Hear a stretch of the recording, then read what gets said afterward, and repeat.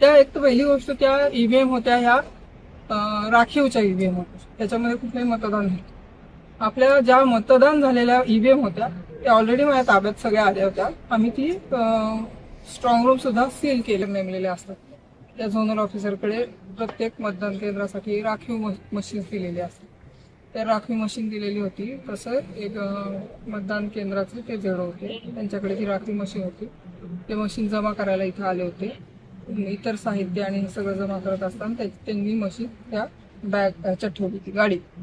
ते उतरले, त्यांच्याबरोबरचे सहकारी उतरले आणि अजून पोलीस पण उतरले. त्यामुळे त्या व्यक्तींनी जे कोणी ड्रायव्हर होते त्यांनी गाडी खाली झाली समजून ते जेवायला म्हणून तिकडे किंवा कशाला माहित नाही, पण ते कशाला तरी ते बाहेर गेले गाडी घेऊन.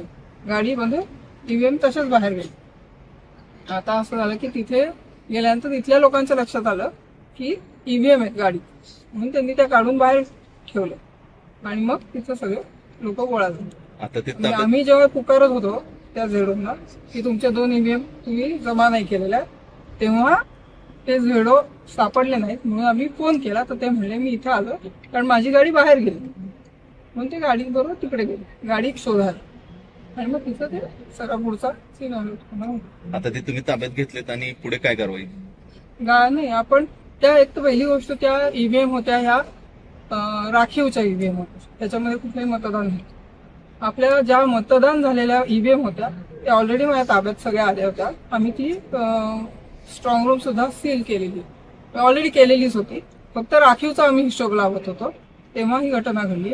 आणि आता त्या ज्या मशीन आहेत त्या मशीन आपण इथे वेगळा सुरक्षा कक्ष करून त्यामध्ये सीसीटीव्हीच्या अंडर ठेवलेल्या आहेत, जेणेकरून जेव्हा ते बघायच्या असतील की बाबा त्याच्यात काही म्हणजे त्या दुसऱ्या कुठल्या नाही आहेत ना वगैरे अशा ज्या काही शंका आहेत तर ते आपण बघू शकतो. आता पुढे काय कारवाई किंवा काय? आता रिपोर्ट आम्ही केलेला आहे.